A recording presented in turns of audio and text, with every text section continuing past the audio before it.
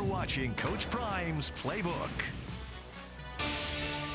Nicolosi snap, drop to throw, quick throw left side, it is picked off, and this one's going for a touchdown! We gotta give a round of applause for the pick six, man. For the pick six, man. For the pick six, man. 15-10, 5, touchdown, Shedeur Sanders! I was finna high step at that 40, just like Coach Brown did, because you know I got the Coach Brown cleats on, so. Oh, what a play by the coach's son! What a moment. What a game for Shedeur Sanders. We do need some high stepping next time from him. He was getting ready to do it because he was getting ready to put the ball there.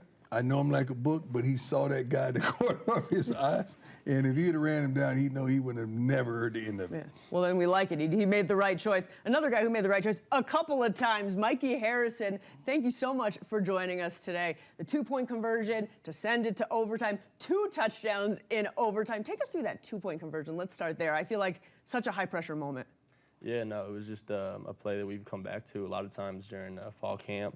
We haven't ran it in a couple of weeks, last 2 games, but we ran it so many times during camp that it was fluid right when Coach Lewis called at the goal line. So everyone on the field knew how to execute it. We've done it 100 times, so we've been in that situation multiple times in practice. So it just felt like practice.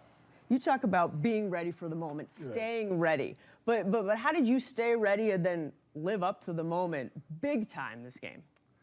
I don't know. I guess when I'm on the field, all I'm thinking about is doing my job. We stepped up. I remember we stepped up to the whatever yard line, 5-yard line, and Savion looked to me and said, let's get this thing done, bro. Let's do, like, this is you right here. Right. I said, I got you, bro. And then we snapped the ball. And just got to the back of the end. Are you nervous, man? I'm just looking at you. Are you nervous right now? No. Yeah. You're like, oh, you said, you're never like that. You're like definitive, man. That's what I love about you. Let me tell you this. I'm sitting up there just going over the game film just slowly but surely, and you're doing your thing, and I'm happy.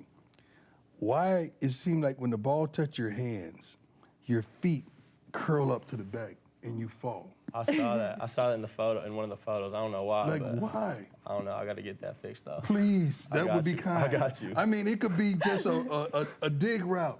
In time you catch it, your feet come up.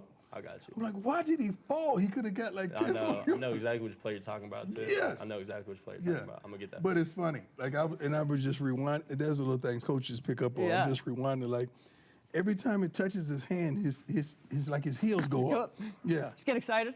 I don't know. No, I know exactly what he's talking about. He's trying to protect the ball, I too. saw it on film, too. And yeah. And Shedeur, it's hard to watch. It's good because you're going to see a lot more of him because Shedeur has a trust. Like, you know, when Shedeur trusts you, he knows the ball coming. Yeah. If he don't trust you, it's not coming.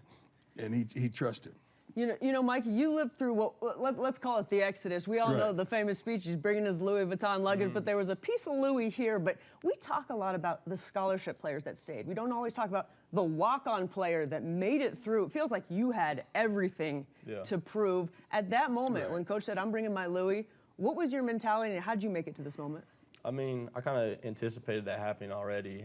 And I guess being a walk-on is all about just consistently betting on yourself. So I remember talking to my parents about all the things that were going on. And even they were telling me, like, all you've done this whole college career is bet on yourself. And people tell me you got an opportunity to play for the greatest to do it. So why would you turn that down? And I listened to that and just fully embraced all of it, all the new coaches. So it's just been my mentality. He didn't flinch. It's a few of those guys that's still on the team now. They didn't flinch.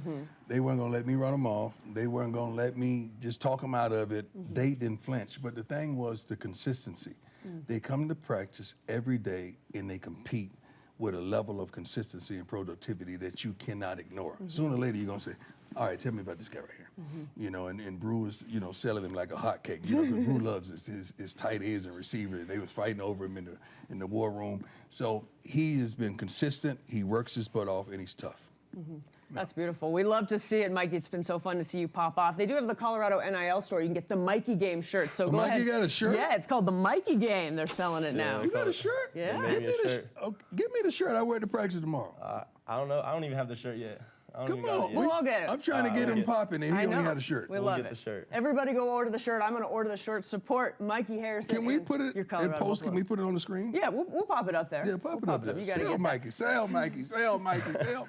Let's do it. Mikey, can't wait to see what you do in Oregon. Thank you so much for joining us today. We got a lot more